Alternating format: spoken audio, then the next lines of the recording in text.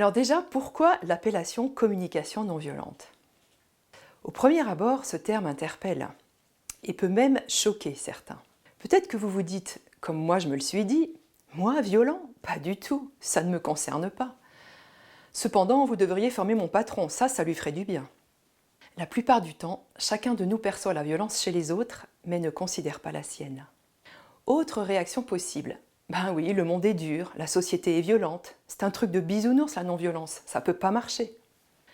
Quand on parle de violence, soyons clairs, il s'agit de toutes les tensions, les incompréhensions, les interprétations que nous vivons au quotidien dans les interactions.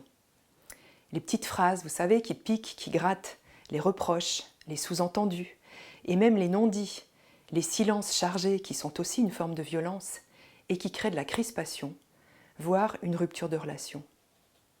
C'est aussi toutes ces violences que nous nous faisons à nous-mêmes, quand nous nous jugeons pour ce que nous avons dit ou pas dit, quand nous culpabilisons « Oh, j'aurais dû, j'aurais pas dû », quand nous n'osons pas réagir et que ça mouline dans la tête, et parfois même que ça nous empêche de dormir. Par exemple, est-ce que ça vous est arrivé d'être agacé parce qu'un collègue vous dit pas bonjour, ou parle trop fort au téléphone, ou encore monopolise la parole dans une réunion?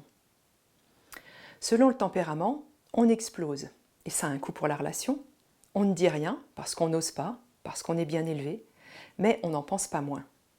Ou bien encore, vous savez, on se plaint aux collègues à la pause. Oh, ces conversations à la machine à café, oh, celui-là, vraiment, on ne peut pas travailler avec lui. Il est autoritaire, il est méprisant. Est-ce que parfois ça vous arrive de sortir épuisé d'un rendez-vous ou d'un coup de fil? Est-ce que ça vous arrive de repenser toute la soirée, et même la nuit, à la situation, à ressasser, à chercher qui a tort et qui a raison, à chercher des arguments pour vous justifier? Ce sont toutes ces petites violences au quotidien qui nous pourrissent la vie, qui nous rongent petit à petit, qui mangent notre énergie parfois même jusqu'à la maladie, au burn-out. Marshall Rosenberg a appelé son processus « communication non violente », en référence au terme sanskrit « ahimsa », qui veut dire « ne pas causer de nuisances, de blessures ». Il désigne un processus qui se situe bien au-delà du langage et qui permet de mettre son attention là où nous avons le plus de chances de bâtir des relations de qualité avec soi, avec les autres et avec notre environnement.